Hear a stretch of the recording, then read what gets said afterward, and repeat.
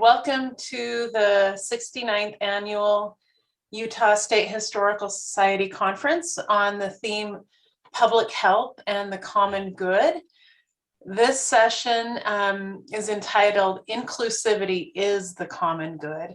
And we have a group of scholars from the University of Utah. We're very happy to have them.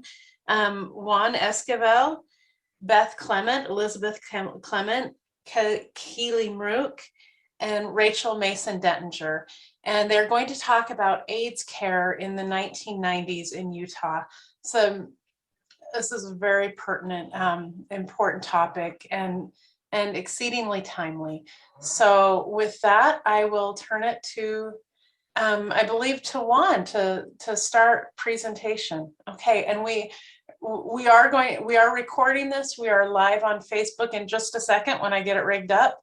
And it will be available on our YouTube channel later in the week. So with that, thank you.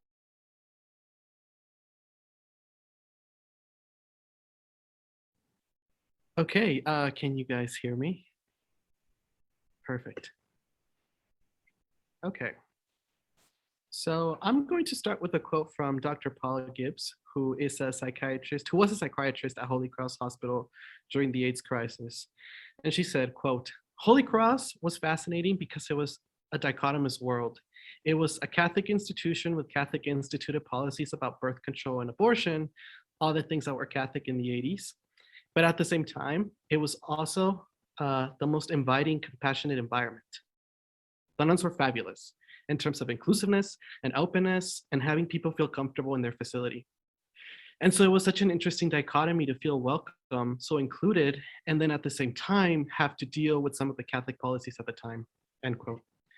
Since AIDS first emerged among gay men, the AIDS crisis was marked by stigma against the people who contracted it and a lack of timely response from society.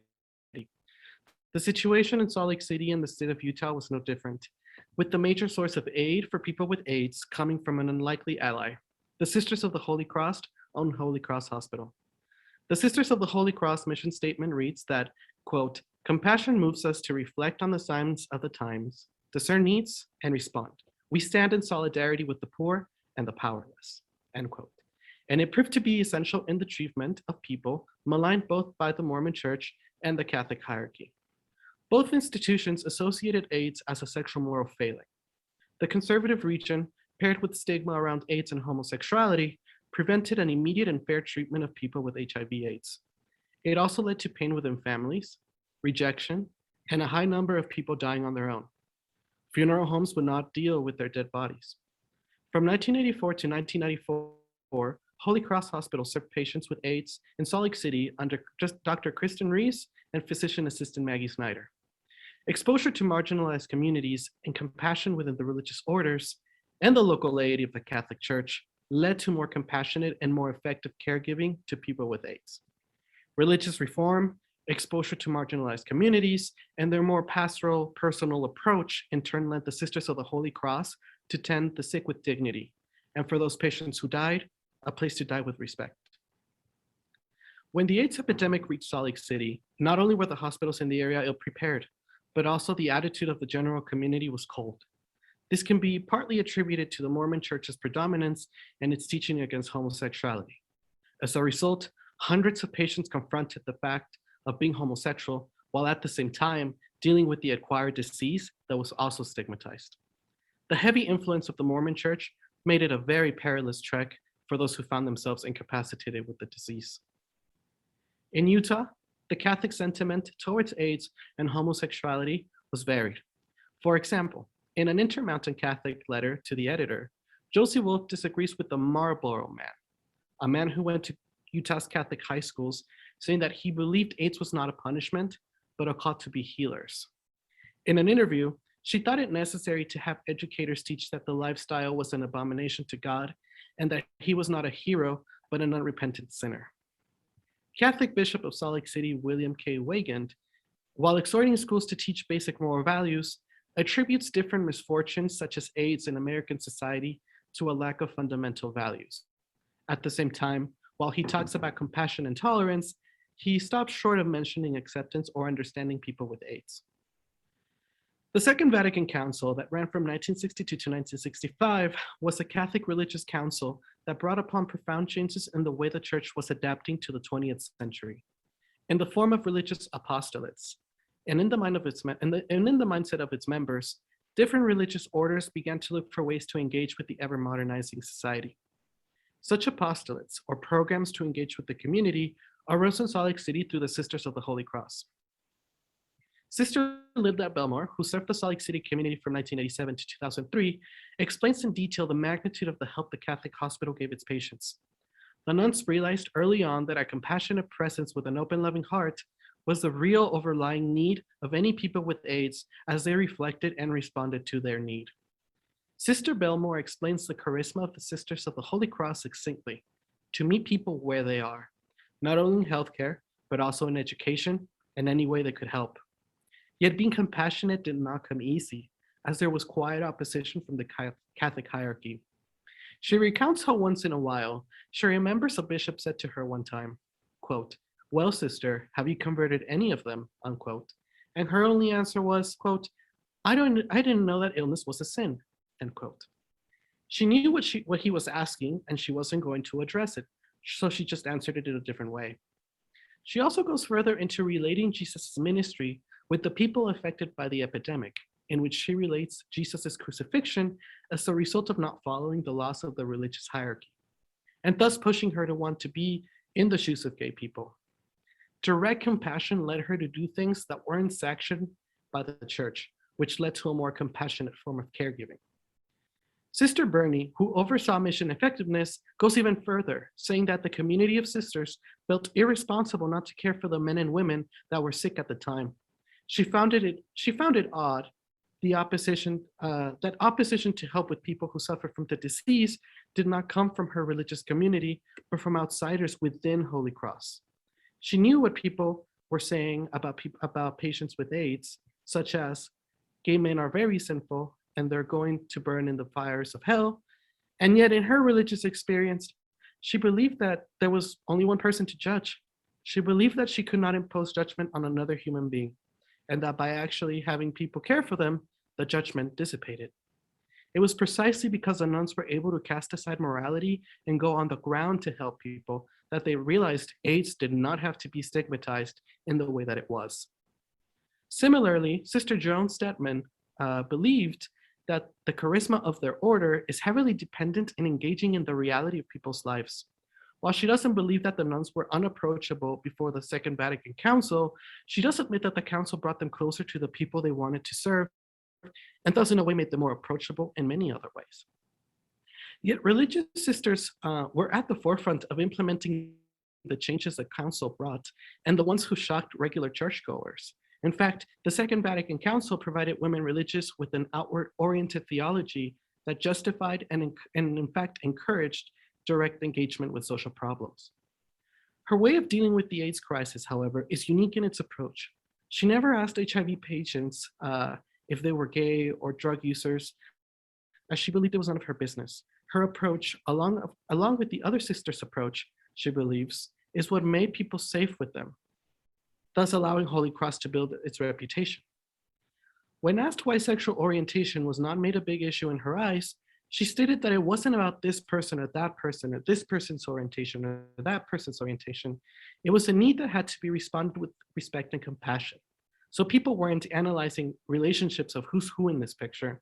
It's like, here's a need, here's a person responding to the need, we're working with this person to respond to the need, and this group of people desperately needed a response. Initially, the medical community at Holy Cross Hospital struggled to reconcile helping people and tarnishing their reputation.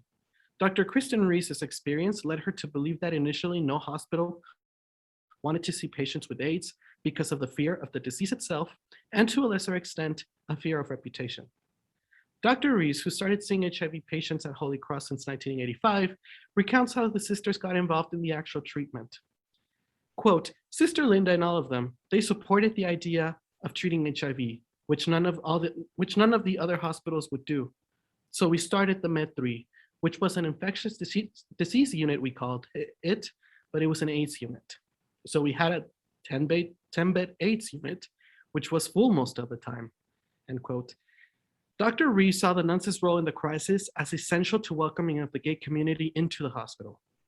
In fact, it was through Dr. Rees that people started to going to the hospital, subsequently allowing the patients to see the compassion that the nuns gave them when they arrived. Psychiatrist Paula Gibbs was also aware of the difference the nuns made at Holy Cross.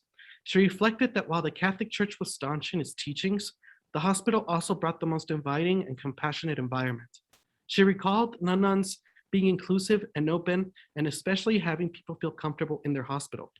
In such a compassionate environment, Dr. Gibbs and the people there knew that the nuns had their hearts in the right places, despite Catholic teaching at the time being at odds with the help they provided. Especially when it came to homosexuality and AIDS, Dr. Gibbs never saw any form of bigotry or discrimination from the nuns.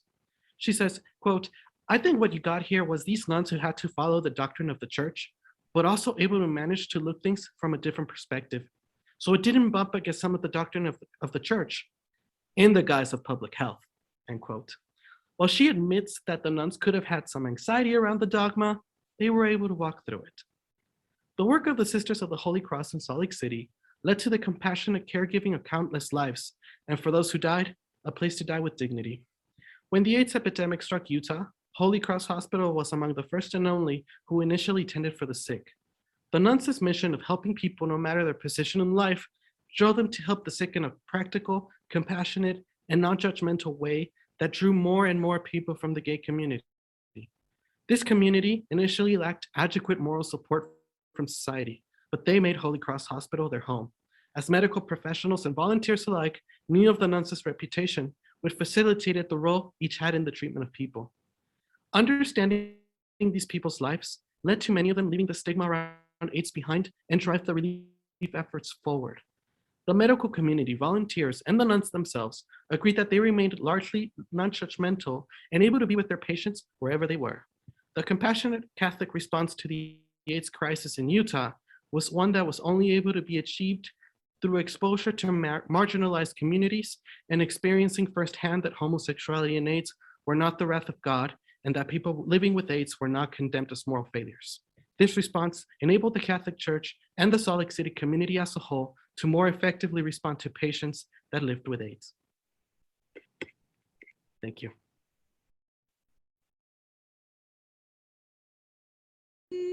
I am unmuted. Haha, I did it. Okay. My name is Elizabeth Clement, and I'm giving a paper titled, "It Takes a Team to Care for These Patients, AIDS Care in Utah, 1981 to 2000. In the 1980s, Utah only had one physician who would treat people with AIDS and only one hospital that would admit them. This paper explores how Dr. Kristen Rees and the Sisters of the Holy Cross managed to care for so many with so little for so long. It challenges an enduring trope in the history of medicine, that of the heroic doctor who single-handedly faced disease and conquered it. The myth of the heroic doctor tells us more about how race, gender, and class bias define what counts as healthcare than it does about how medicine was actually practiced. Historically, doctors have never worked alone. In the United States, female kin, servants, and slaves provided the vast majority of healthcare labor. In addition to being a myth, the heroic doctor model did not work for the complexity of AIDS. As a result, Dr. Rees and the Sisters of Holy Cross Hospital explicitly adopted what they called a team model to address both skyrocketing costs and patient needs in the context of a brutally stigmatized illness. Team meetings brought together everyone involved in HIV care, from doctors to community organizations, to address how to make dying as comfortable as possible. This focus on comfort shifted conversations from medical treatments — there were none for HIV for most of the 1980s — to anything that could impact health. Team meetings became even more essential when protease inhibitors became available in 1996. Poised to transform HIV/AIDS from a terminal diagnosis to a manageable chronic illness, the new drugs required rigid adherence to complex drug regimens. After 1996, team meetings shifted away from comfort care to drug adherence. But the problem that the teams confronted remained remarkably stable. People who cannot meet their basic needs, particularly for food, shelter, and transportation, have difficulty taking their medications consistently. As a result, they die more quickly and more miserably. But they also threaten the public health because HIV is an infectious disease and quickly becomes resistant to new drugs. Despite the consensus at Utah State Health Department that AIDS would pass Utah by, officials insisted that Utah did not have homosexuals, but also that homosexuals were, quote, gross. Dr. Reese saw her first local case of HIV/AIDS in 1982, only a year after the Centers for Disease Control identified the new illness. By 1985, she had treated around 60 people with AIDS, most of whom had died within a few months. The stigma of AIDS, its association with homosexuality, combined with the poverty it produced, unable to work, most people lost jobs and health insurance, made other doctors in the state unwilling to help. Luckily, Reese had admitting privileges at Holy Cross Hospital. Still run by the Sisters of the Holy Cross, the little middle-class hospital near downtown Salt Lake had a mission to serve, quote, the poor and the powerless. The sisters worried about Reese and her patients. Quote, she just carried a tremendous patient load by herself, Sister Joan Stedman said, quote, and of very seriously ill people with very complex situations. The refusal of other hospitals, particularly the University of Utah and LDS, to accept people with AIDS put financial pressure on Holy Cross, which by 1985 saw a jump in its uncompensated AIDS care. The sisters looked for ways to reduce the costs without reducing quality. They brought in Sister Linda Bellamore, a public health nurse, to run the program that, quote, provided follow-up care for persons with AIDS, unquote, including, quote, transportation, delivery of food, medication, emotional support, housing, dental referrals, in-home needs monitoring, crisis intervention, and pastoral support. The hospital brought Sister Linda, quote, a small, brand new, bright red 3-cylinder car to drive people to appointments and to go on home visits. Sister Linda's visits were crucial for maintaining and managing such ill people in the community. She routinely found people, quote, down. In one case, she described finding a young man, quote, draped over his bed sideways, just lying there. Quote, he had probably been in the same position for 2 or 3 days, she said, judging by the mold on the food in the kitchen that was out on the table, unquote. Within a year, continuity of care had 3 full-time paid staff members, quote, 90 active and 25 inactive patients, and visited between 10 and 15 patients daily. The program, Sister Linda noted, quote, flowed directly from the healing mission of Jesus Christ based on the scripture, I assure you, as often as you did it for one of my brothers or sisters, you did it for me, Matthew 25:40. But keeping people out of the hospital also saved Holy Cross from going bankrupt. As AIDS cases in the state grew exponentially in the late 1980s, Sister Linda initiated a weekly meeting with what she described as, quote, an in-house interdisciplinary team that included, quote, Dr. Reese, nurses, social workers, nutritionists, and a chaplain, in addition to the continuity of care staff. The meetings helped the team come up with solutions to the seemingly endless problems people with AIDS faced. As Reese described it, they discussed, quote, different patients and if somebody could write a grant to get resources for the patients. But meetings also helped caregivers, quote, figure out what to do about supporting ourselves. Reese was awful, and there was no money. Before 1985, there was no test for HIV. As a result, most people came to care with end-stage AIDS and died within a few months. Stan Penfold, longtime director of the Utah AIDS Foundation, speculated that the high mortality rates influenced the team model. Doctors like Reese, he explained, faced, quote, a medical situation where you have very limited resources and the direction's very well plotted. It's terminal. And so comfort becomes the driver for medical care, he continued. You pretty quickly find out that comfort is not just your pain meds, it's also comfort at home and support system. And how are you getting fed? And it goes beyond the medical system pretty quickly. With an illness as disabling and fatal as AIDS, Reese and the sisters realized that housing, meals, social support, and in-home care mattered a lot more than drugs, and you needed a team to get those things. Team meetings began at Holy Cross, but in 1994, the Sisters of the Holy Cross sold their Salt Lake hospital to a for-profit chain. They had been under financial pressure from increased competition in the hospital industry and the growing burden of charity care that other local hospitals had declined to share. The new owners pledged to continue Holy Cross's generosity, but as soon as the sale went through, they asked Reese to take her practice elsewhere. Reese suddenly had 450 very ill patients and no hospital to admit them to should anything go wrong. Luckily for everyone concerned, Reese and her physician's assistant, Maggie Snyder, had maintained excellent relationships with the doctors at the University of Utah, who relied on Reese's patients for their research. The university had established a part-time AIDS clinic in 1989. By 1994, it carried about 20% of the patient load of Holy Cross, even though it was a much larger institution with more resources. The chief of internal medicine, Dr. John Gibbs, jumped at the chance to hire Reese, but the university did not understand that AIDS care in Utah had become a team effort, and it balked at hiring Maggie.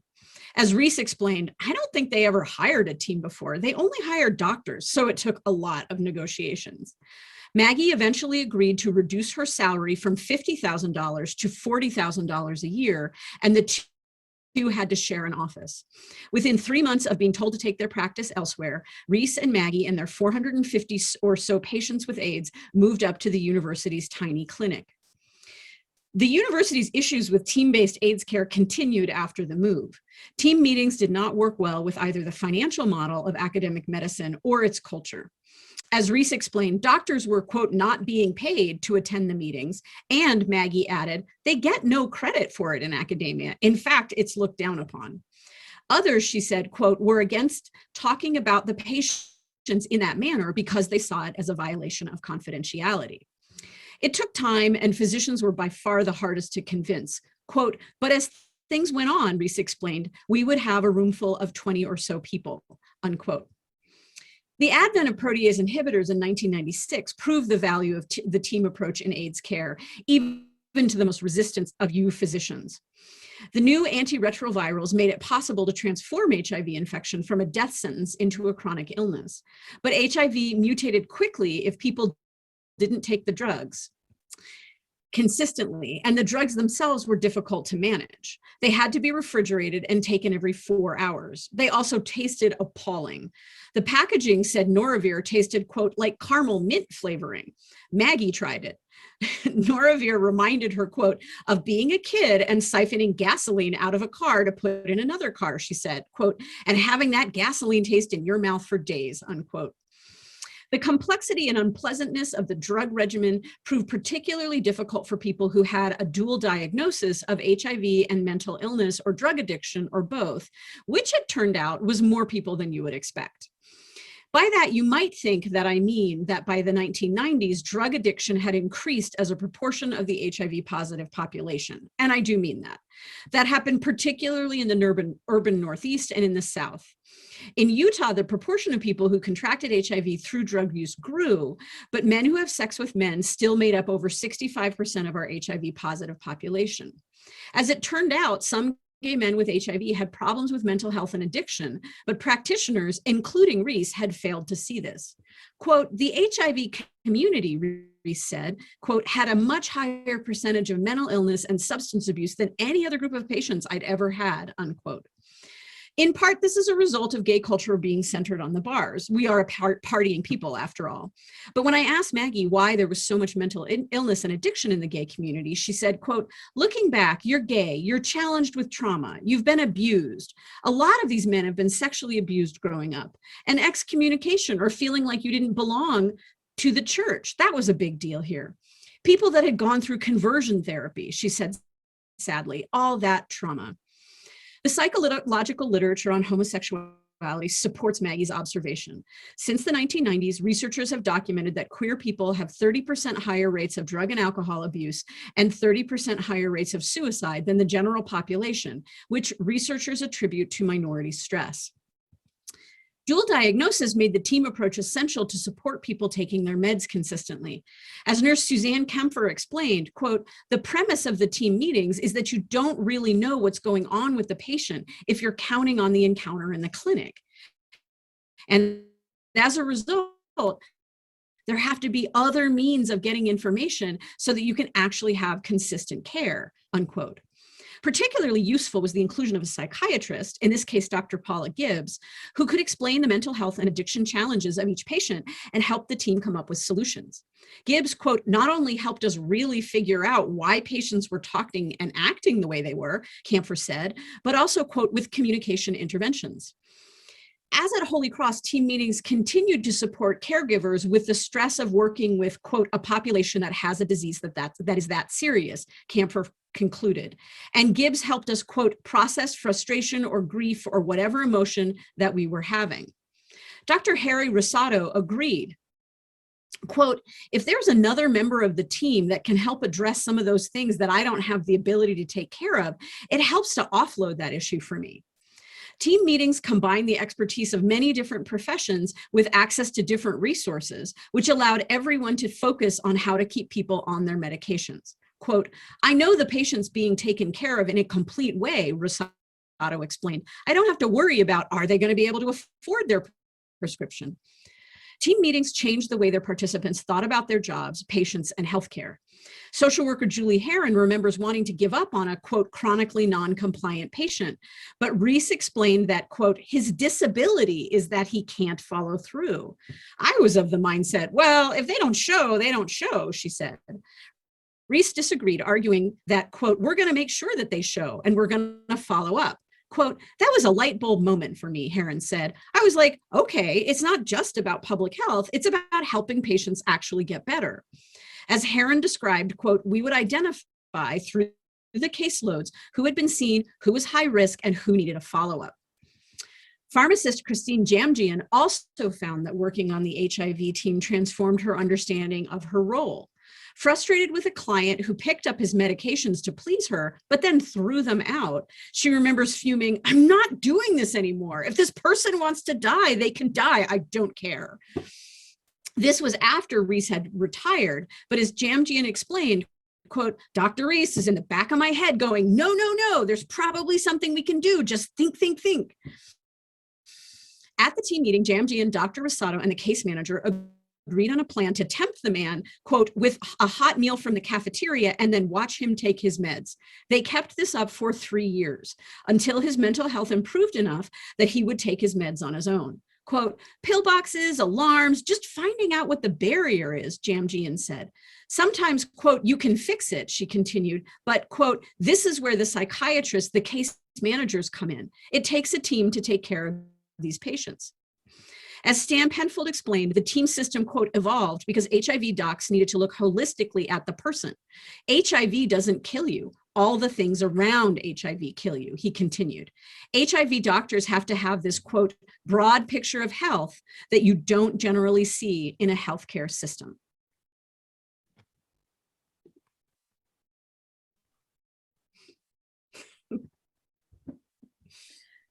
All right, thank you, Beth. Assuming everyone can hear me okay, I'm gonna go ahead and get started. Thank you for the feedback. All right, so I'm Keely, and I'll be talking a little bit about space and AIDS care today. In The Social Logic of Space, Bill Hillier and Julian Hansen argue that, quote, space is not merely a receptacle for the containment of human society, but a dimension which both constructs and constrains society. We've already heard some about the nature of care rendered in Salt Lake during the AIDS epidemic, but I want to shift focus to the spaces in which that care was enacted. To borrow Hillier and Hansen's language, this paper will investigate how particular spaces constructed and constrained care, first at Dr. Kristen Reese's private practice and then at the University of Utah Hospital. By comparing these two different sites of care, we can see how spaces support or modify the behaviors of those who exist in them. Ultimately, I demonstrate that the built environment should be considered an active participant in the execution of good care. Now, to begin though, what is good care? Sociologist Anne-Marie Mol attempted to answer this question in her study of hospital care for diabetes patients in the Netherlands. And as it turns out, it's a lot easier to define bad care. To quote Mol, care is bad when people are being neglected, end quote. To anyone that has had an unpleasant or disappointing healthcare interaction, that's not a particularly shocking revelation.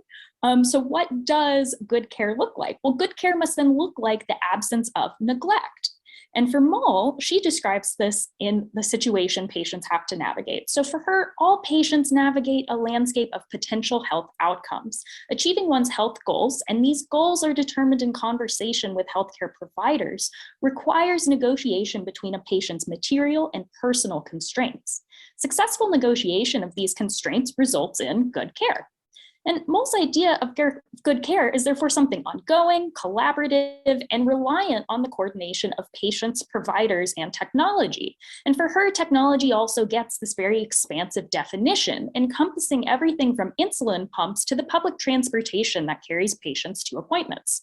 For this study, the technology of interest is actually the built environment itself: doors, walls, rooms, and how they help make the care people render good or bad.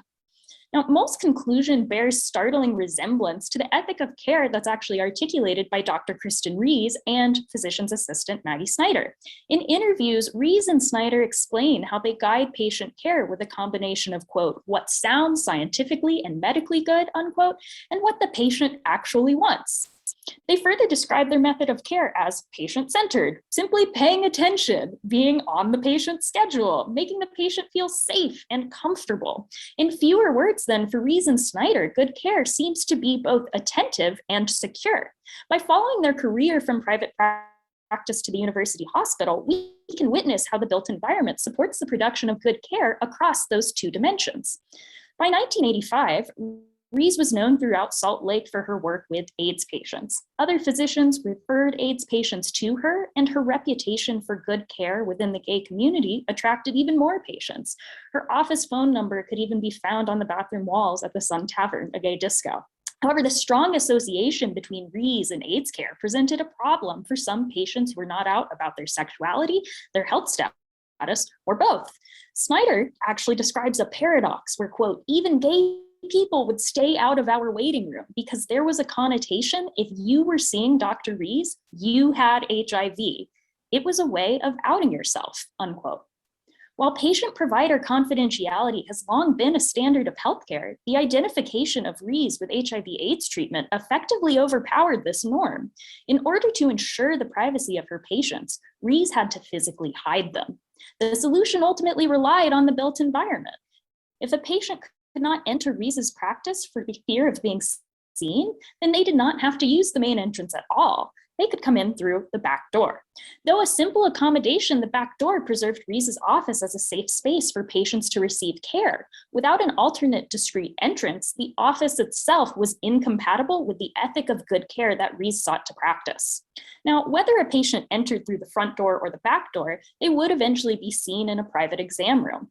The exam room, like patient-provider confidentiality, is a pretty standard feature of medical care in the United States. But more than a place for a simple check-in, exam rooms offer a secure space for Rees and Snyder to take their time and address a patient's most acute feelings of vulnerability.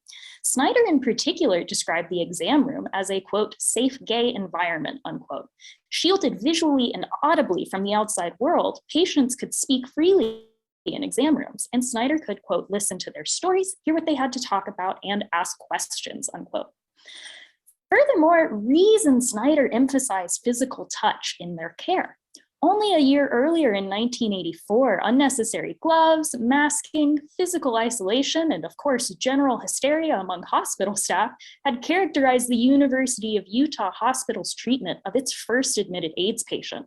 Aside from dispensing with gloves and masks, Rees and Snyder consciously employed physical touch and closeness with their patients. Their focus on proximity and contact can be understood as a manipulation of space that directly challenges the history of distancing and separation in AIDS care. In particular, Rees and Snyder considered hugs to be a type of medical therapy, hugging patients both when they come into the exam room and as they left the exam room. In the early years of care, when stigma surrounding patients loomed largest, Rees even considered hugs, quote, the most important part, unquote, of a patient's treatment plan, as they counteracted a patient's feeling that their illness meant, quote, nobody liked you and nobody loved you, unquote. By reducing the physical distance between themselves and patients in the exam room itself, Rees and Snyder affirmed the patient's sense of self-worth and humanity.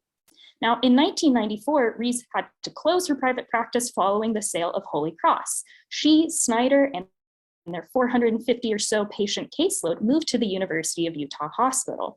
And as we've heard a little bit about, the university was hardly prepared for their arrival. In fact, there were no facilities dedicated exclusively to outpatient AIDS care. And this is in spite of the fact that the need for an outpatient clinic had been known since 1985, when staff actually voiced concern over managing follow-up care for the university's second AIDS patient.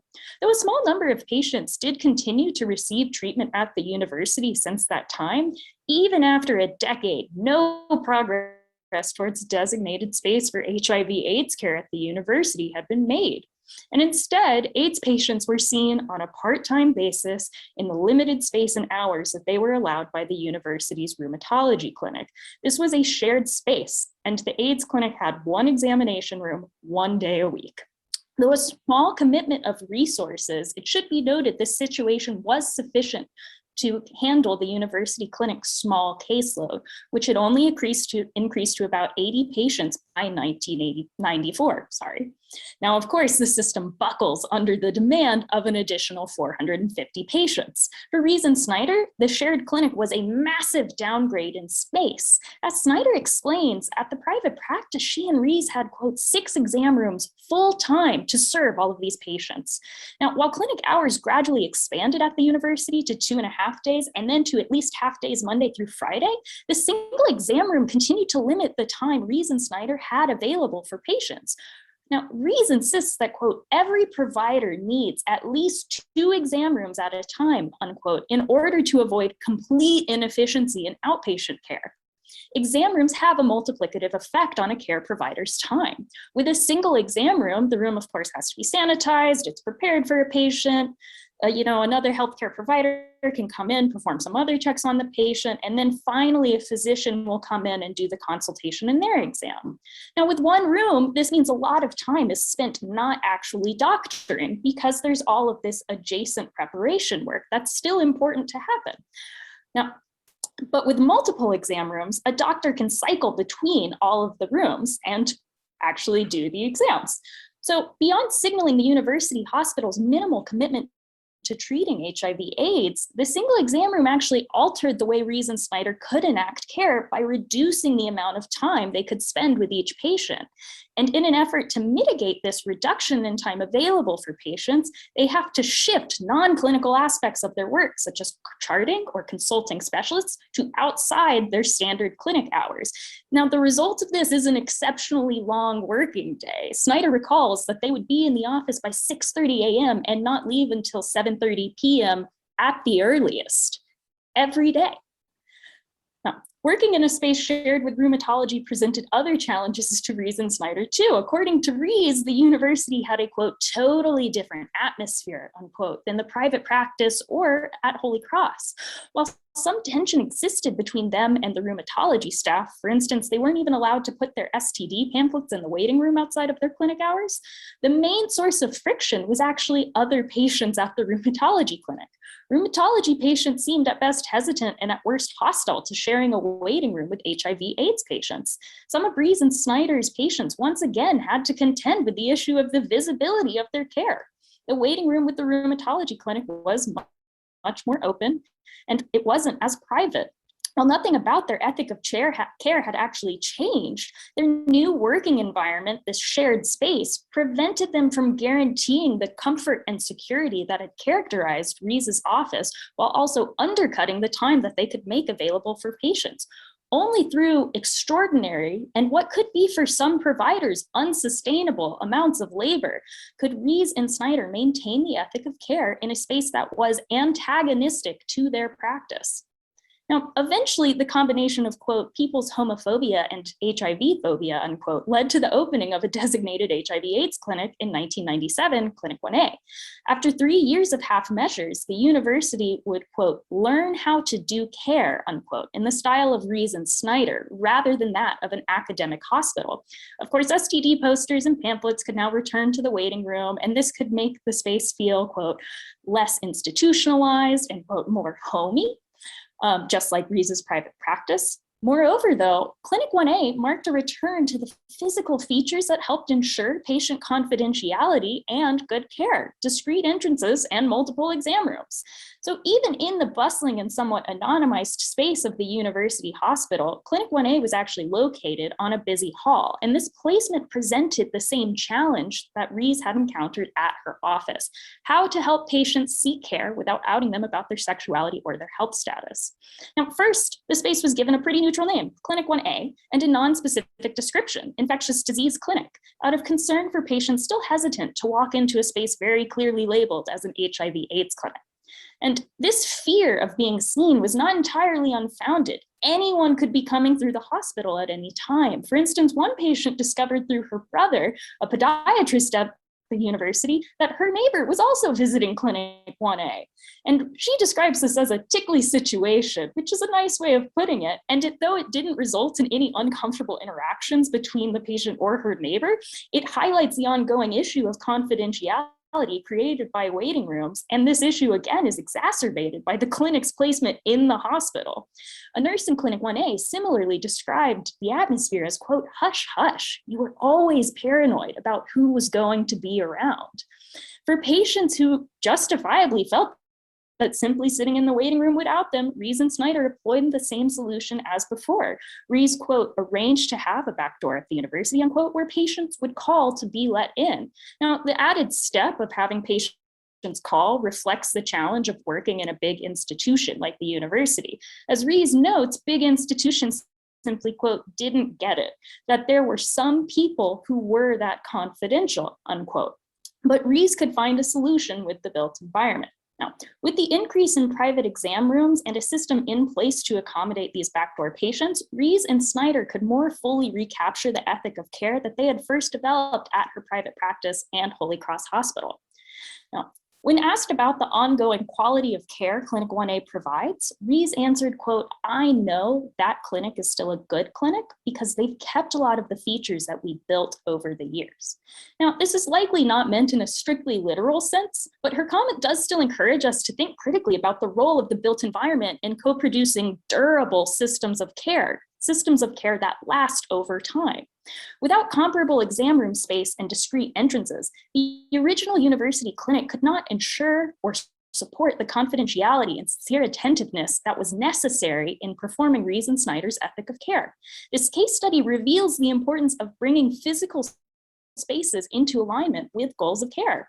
In the absence of this alignment, providers can be forced to walk a very narrow line between preserving standards of patient care and preventing their own burnout, making the achievement of good care all the more difficult to attain. Thank you.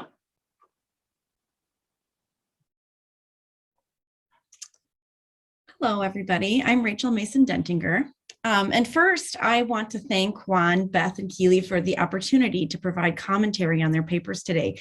Each of their papers reveal important facets of the work done with HIV/AIDS patients at Kristen Rees's private practice and Holy Cross Hospital, and then later the university.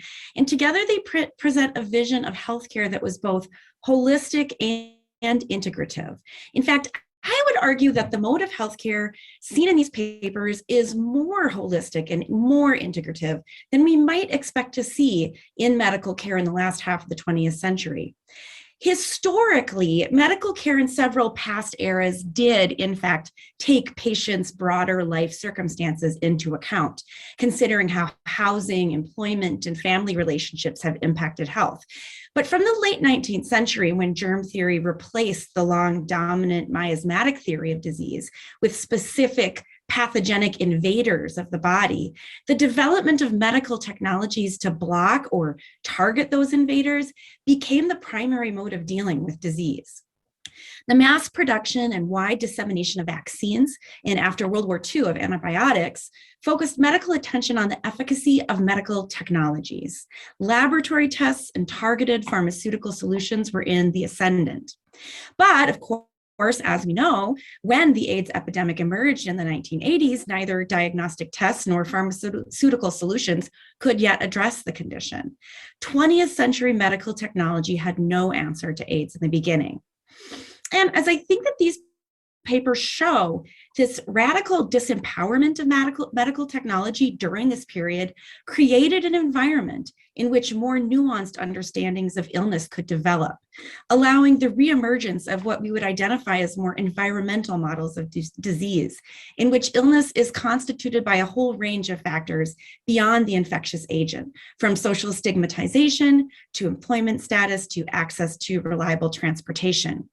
Even after diagnostic laboratory tests and pharmaceutical treatment were developed, this holistic, integrative model of healthcare forged at Holy Cross Hospital early in the epidemic was actively maintained.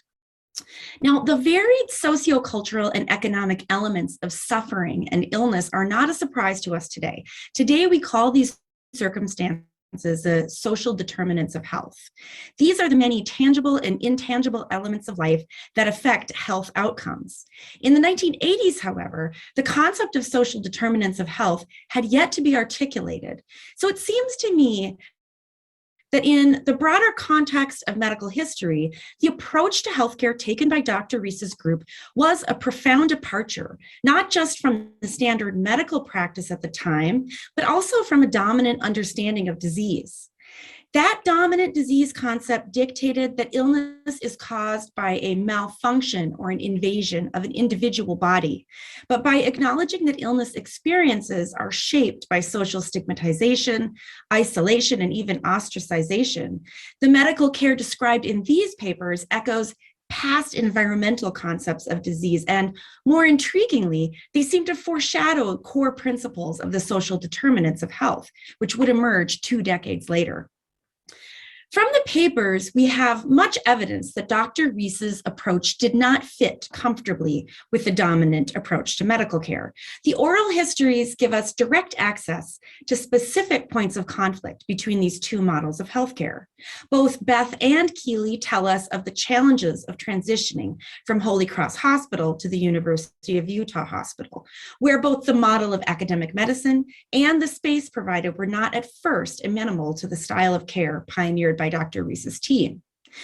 For me, this apparent misalignment between AIDS care originally at Dr. Reese's private practice in Holy Cross and the more mainstream styles of medical care we saw in the University of Utah Hospital leads me to wonder about the history of HIV/AIDS care more broadly. How do the standards of care that were developed in Dr. Reese's practice at Holy Cross Hospital compare to HIV/AIDS care in other locations under the guidance of different practitioners? A comparison between these different contexts could be fruitful, and I suspect that many parallels would be found. For instance, take M.K. Serwick's wonderful graphic memoir of HIV/AIDS care in Chicago in the mid-90s, Taking Turns. The deep empathy and belief in the therapeutic power of hugging that we have heard described here today is reflected in Serwick's account as well. A comparative study of similar units in different cities would likely yield a fascinating picture of medical care and concepts of illness in the particular circumstances created by the emergence of AIDS.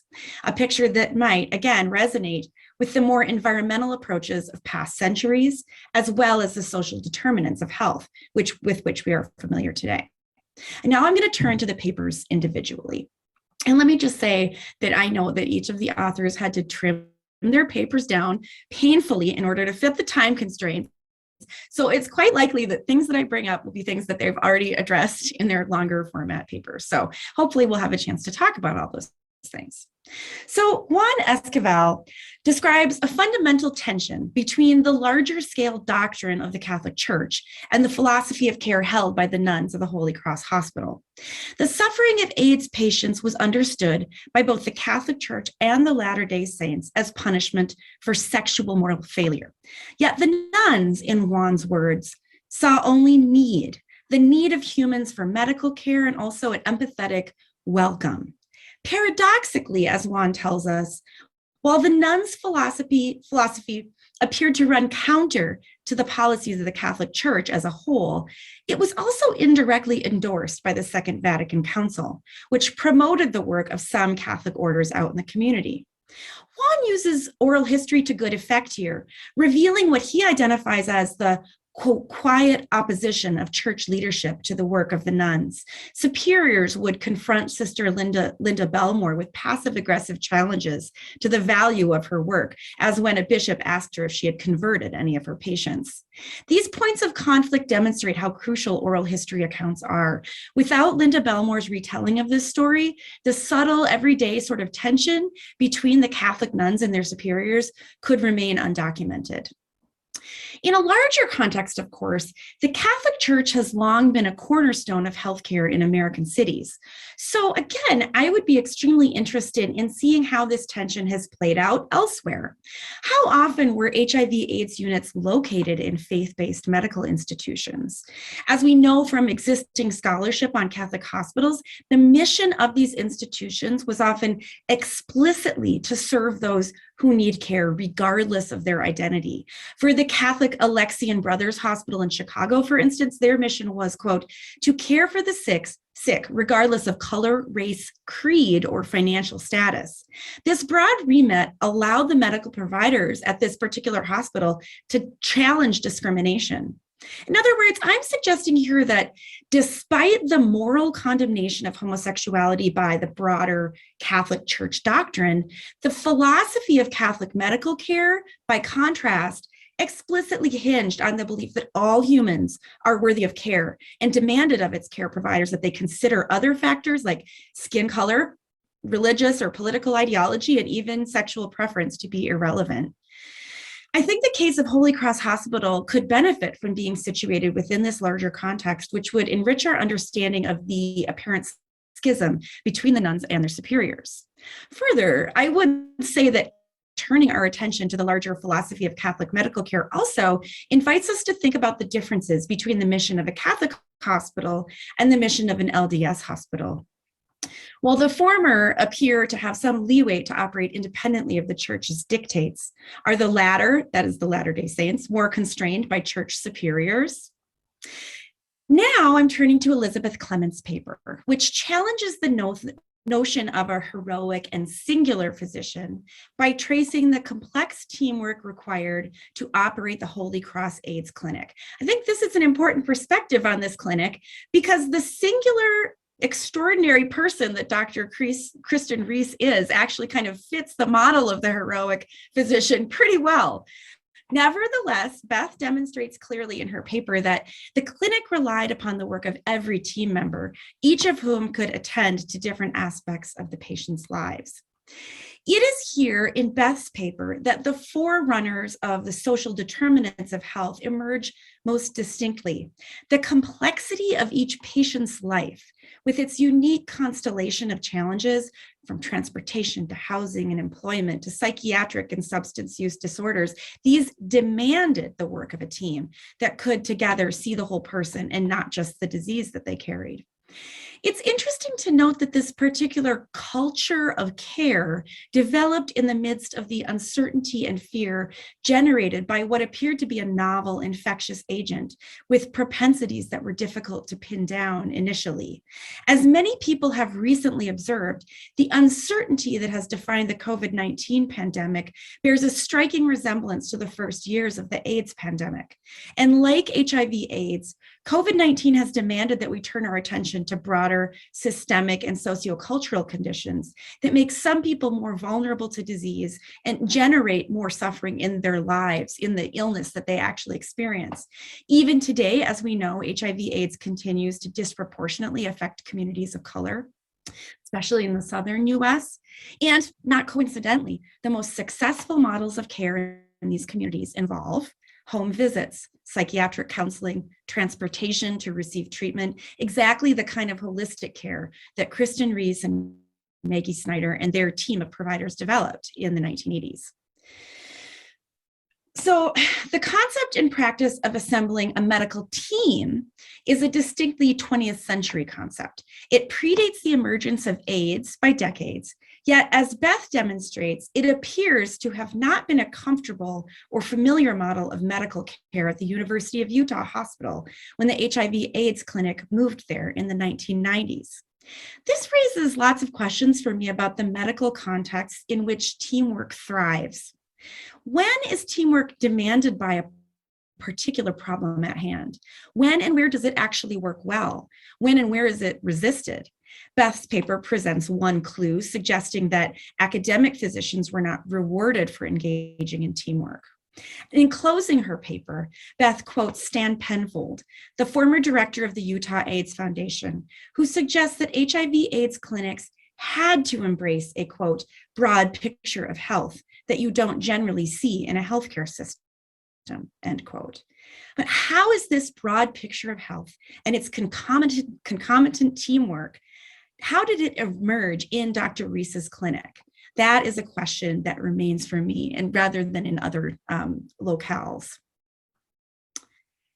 Now, each of the three papers makes the case that good care often seems to be more than the sum of its parts.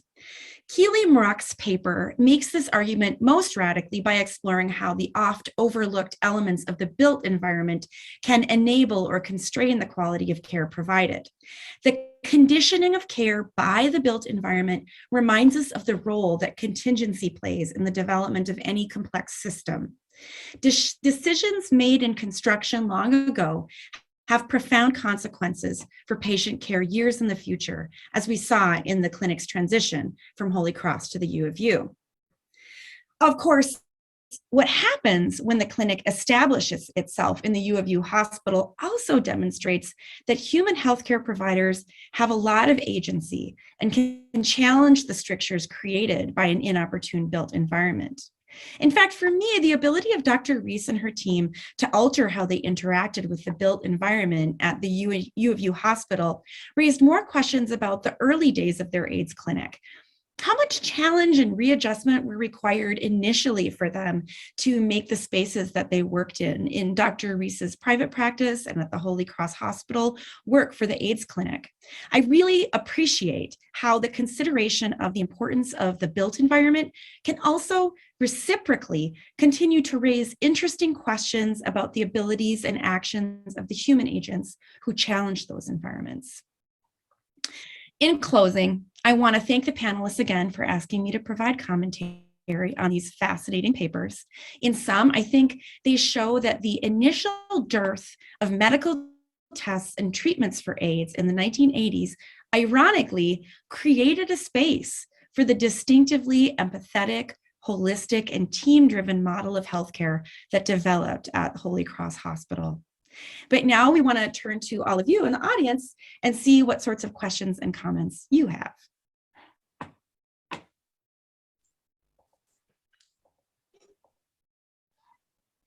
So let's see, we have Holly's comment in the chat. Okay, so I can take more questions in the chat and we can direct them to the panelists. Can I start out by asking a question?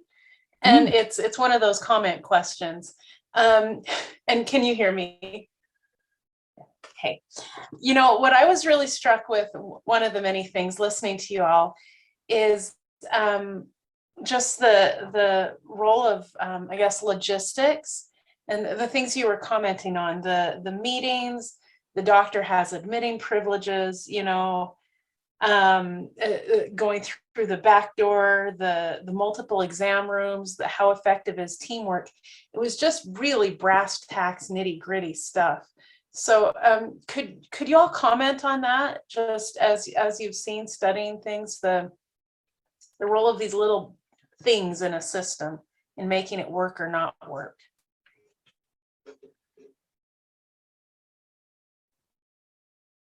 Oh, I don't want to step on Beth here, but I think what you're seeing partially is a reflection of the nature of chronic illness and the fact that, I mean, it is every day. Like, that's why it's kind of very contingent on all of these seemingly mundane or just very minor factors, is because it's not necessarily a sudden acute crisis that must be addressed with these really dramatic, fast medicine style interventions. I think that's Victoria's sweet term. It's chronic, it's slow medicine. It is reliant on care, which is just a daily act.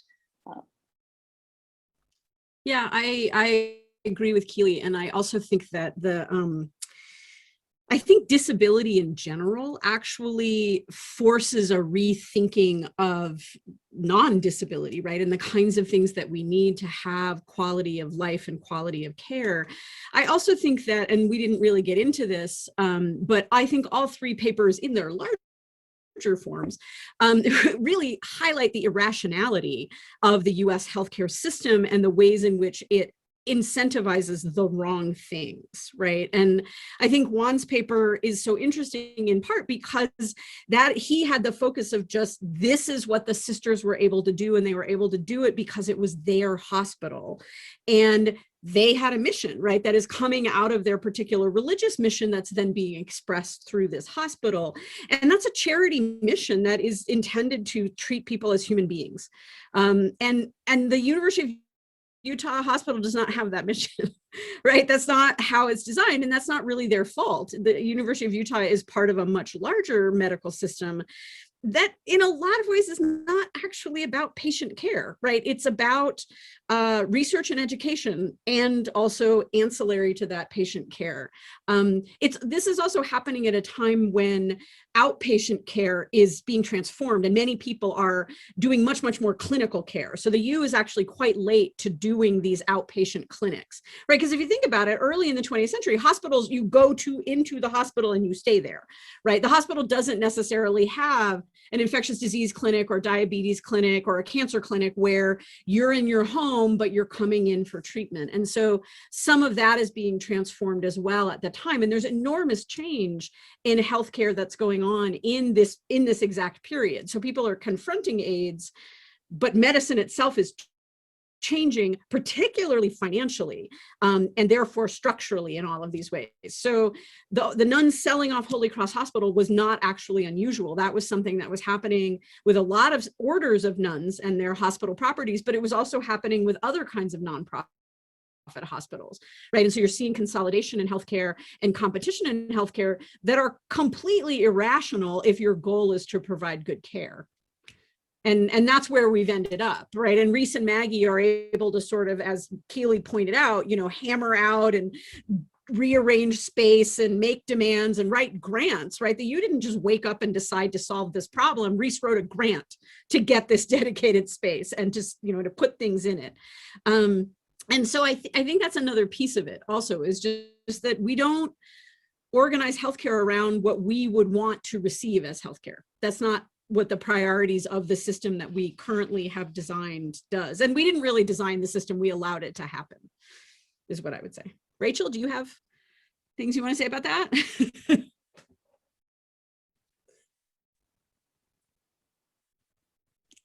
I especially like your point that we didn't design the system, that it happened. It happened to us. And I love how all these papers show the ability to intervene and, alter the system for the betterment of the patients. But yeah, back to the nitty gritty. I don't, the sort of question of all those nitty gritty bits and pieces, I thought that you guys had great comments.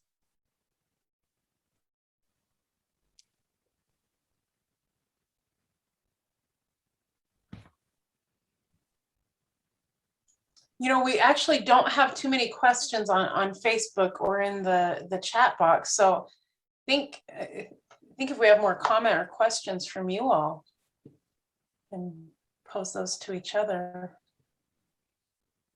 Keely or Juan, do you have questions or comments on each other's papers, on my papers, on Rachel's comments?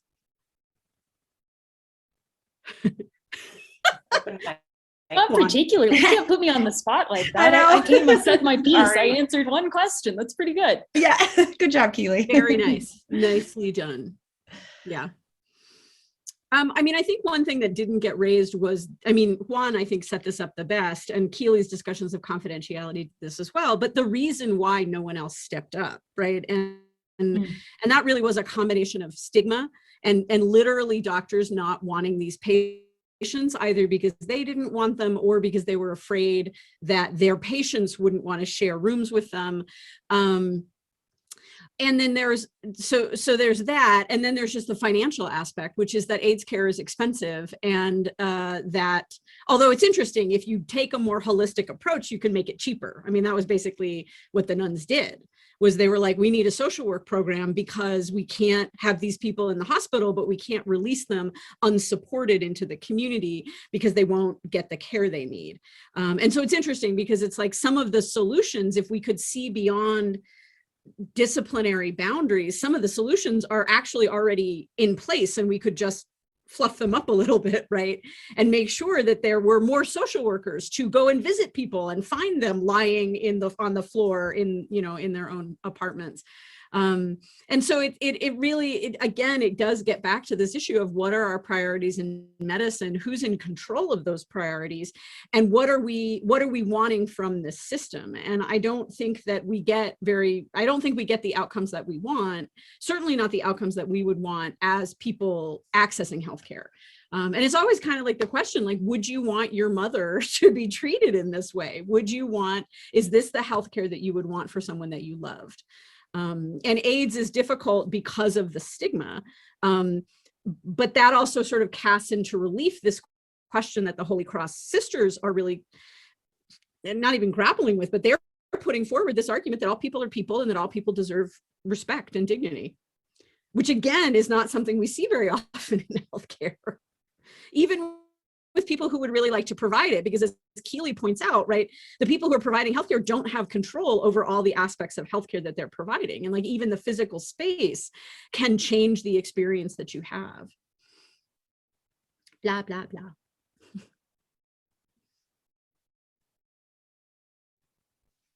We Rachel, have a couple of questions. Yeah. So there's a question. It says, so these techniques of holistic care did not change healthcare practice. We don't use these techniques in other chronic diseases like cancer, diabetes, etc. It's not taught in medical school, ? And I don't know if you guys want to start off by addressing more of that. I mean, I think part of the thing, is that this is the context in which this story is emerging is not initially thought of as this is an infectious disease context. And so the interpretation of it is not necessarily the same as a cancer context necessarily, but I don't know if you guys have a clearer, want to talk about how this has changed HIV/AIDS care over the decades. Well, so Gibbs, who both Juan and I relied on an oral history with Paula Gibbs, she actually argues, and I am trying to track this down, if anybody has suggestions for how to do that, it would be helpful, that Reese and Maggie's approach actually changed the way that the Ryan White Healthcare Act, it basically created the notion of a medical home model in Ryan White. And I still need to track down because the original version of Ryan White doesn't have that phrase in it, and there are reauthorizations, so I need to find that out. But the other thing that's interesting there is, AIDS care actually was segmented off, or at least payment for AIDS care was segmented out of the US healthcare system, sort of the big public structure of the healthcare system being Medicare, Medicaid, and then private insurance. Ryan White is actually disaster relief. It's urban disaster relief. It's not allegedly a disease, a response to a disease. It's a response to the particular concentration of expensive care in these urban hospitals that by the late 1980s are crippled under, they're just like staggering under this burden of care. And I think that's kind of fascinating because I think there's a way in which that silos what we learn in HIV off from other ways or other forms of medical care, right? Because the money is coming from a different direction and it's quite specific. That's the fun thing about HIV. It's all the diseases, right? Because you can get forms of cancer and you can get, all of these other things, but it's not, if you're paying for it out of a different pot of money, I do wonder if that's going to have an impact on other forms of medical care or other areas of medicine not picking up this model as effectively. I don't know, Rachel, what do you think? Does the funding where the money comes from matter? I think it's right. I think you're right. And I think that's exactly what, like, I mean, Keely was right to say that there was this, these nuts and bolts things are about chronic care, but this is an entirely different system and a different approach and different mindset that's happening. Keely, it looked like you did you want to say something?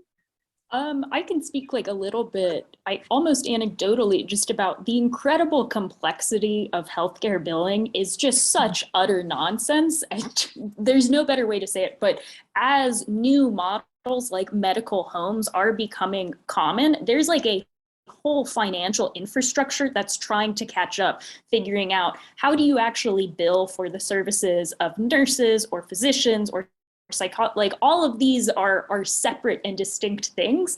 And if you're measuring an outcome, not necessarily like a one treatment, which medical homes typically are, all of these, I'm sorry, I used to work in healthcare billing specifically. So you hit a topic very near and dear to my heart. It's just that infrastructure is like still being developed. And so AIDS care kind of illuminates that like this is a good model, but we now have to match that up with the utterly convoluted method of hospital and professional billing, and how that intersects with our insurance system. Like that is a process of catching up over 30 years, and it still hasn't been resolved because it's not really a priority. And like this, it's a very big issue in that regard. But yeah, for like why there's some delay, I guess, in seeing these concepts implemented, it's because it's not just implementing it in the hospital, it's implementing a way that people can actually pay for it too. And that hasn't happened yet. I also think there's an issue related to the way that the United States thinks of healthcare as personal responsibility. That is just nonsense. And that is part of our individualistic mindset. And I think what makes that possible, honestly, is the gendering of caregiving, that we don't care and we don't value women's work and or people who do women's work. And so we're not going to pay any attention to that. And everybody's, if you got lung cancer, it's because you're a smoker. Well, maybe you weren't a smoker, but also, by the way, you still have lung cancer. And wouldn't you like to be treated with dignity and respect, right? And so there's this idea that medicine is somehow individual responsibility. And Rachel talked about this in terms of social determinants of health. It's obviously not. Right. And AIDS is just one tiny example, as is COVID, right? That if you look structurally and you look at aggregate data from the population, it is very clear that race and class and gender and sexual orientation all affect the way that we are treated and receive care. And that if we want to improve the health outcomes of individuals, we need to look at those systemic issues. But I also, again, the caregiving issue to me is huge. This is very gendered. It's not surprising to me that it was nuns that did this work and that were able to make these sacrifices and that ultimately lost their little hospital over this, right? And which leaves us all poorer as a community. We no longer have that ethic of care in the community being expressed through these daily acts of, Sister Linda getting in her little red car and driving a bunch of guys with HIV around, right? Which is what all of us would want. Wouldn't some of us do want home visits sometimes? And honestly, the reason why both Reese and Linda did these home visits was because it saved money. But also because it's hard to get a very ill person to the hospital. That is physically taxing on them. And it costs money because the ambulance costs money. And Reese will talk about that. She'll be like, yeah, well, nobody wants to call an ambulance because that's $1,000 right there. And nobody had that money. But it's also like, do you want to drag someone who's terminally ill out of their bed just so they can go to a doctor's appointment? I mean, I think we need to rethink what we're prioritizing here. And one of these issues is, you go to the doctor because the doctor is trained and their time is valuable and it's important, but it's like, and so you have to fit into their schedule. Well, illness doesn't actually do that. That's not an easy thing to do with illness. And so I think that's another interesting issue that these papers sort of are playing with and thinking about. Or maybe the issue of HIV care more generally is doing that. So there's also a question about whether or not the papers themselves will be available. I don't know if people want to make the recordings obviously will be available on YouTube. I'm willing to make the papers, my paper available. It's up to each of the individual authors. Also, I don't know what format we would do that in. Holly, what would we do there? Do people just want to email us or? Yeah. Yeah, I think so. You can always submit it to UHQ for, Okay. you know, all that. But yeah, They're I think, 7 pages long. That's a little short. oh yeah, it is short. But yeah, if you're willing to do that, that's, folks could email you. I mean, I'm okay with that. Are you guys okay with that? Yeah, they were And Rachel, if you valuable. have typed comments, I would love to see Oh, those. sure. That Yeah, would mine make are it typed. cool. I will definitely send them to you guys. Yeah. Yeah. So Rachel, I think we're coming up on our time, so Okay. we'll let you close the session. Okay. Thank you all for joining us. And thank you again to the panelists for presenting their work, and to the Utah State Historical Yeah, Society. thank you. This was a really good session. It was excellent. Thank you all. Thanks for organizing it. And we have more sessions throughout the week. Our keynote on Friday at noon is Deidre Cooper Owens talking about the connections between slavery, gynecological care, and medicine in the US generally. So a big topic. Thank you all. Fantastic work. I really appreciate it. Thank you. Hey, Rachel, do you have time to meet with the 3 of